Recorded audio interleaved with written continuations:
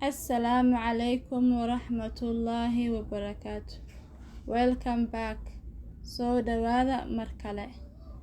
Caashirka maanta wuxuu ku saabsan yahay Days of the Week. Maalmaha Todobaadka. Monday, Isniin. Tuesday, Talaado. Wednesday, Arbaco. Thursday, Khamiis. Friday, Jimco.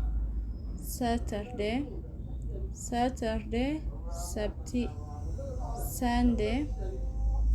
Sunday, Ahad.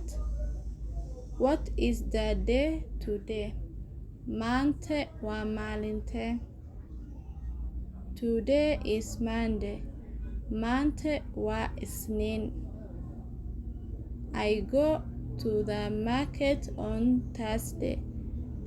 Waxaan suuqa aadaa Khamiista. I go to the market on Thursday. Waxaan suuqa aadaa Khamiista. School starts on Monday.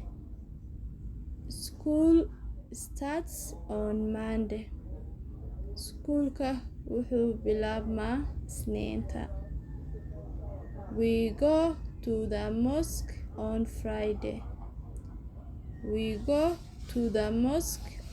Friday. Waxaan masaajidka aadnaa Jimcaha. My mother washes clothes on Tuesdays. Hooyadey dharka waxay dhaqdaa maalmaha Talaadada.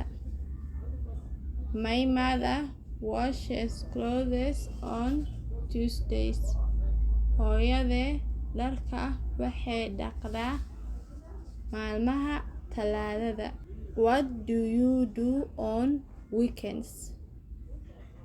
Maxaa sameysaa maalmaha toddobaad dhamaadka ah?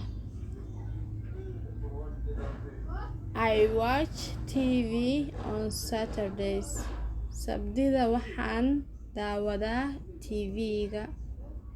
I watch TV on Saturdays. Sabtida waxaan daawadaa TV-ga.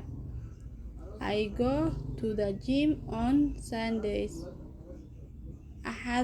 Axadahana waxaan aadaa gym-ka. I go to the gym on Sundays. Axadaha waxaan aadaa gym-ka. Haddii aad ka heshay casharkan, fadlan like saar, subscribe garee, gambaleelka taawo si cashiro cusub kuu soo gaaraan. Hana ilaawin inaad la wadaagto asxaabtaada.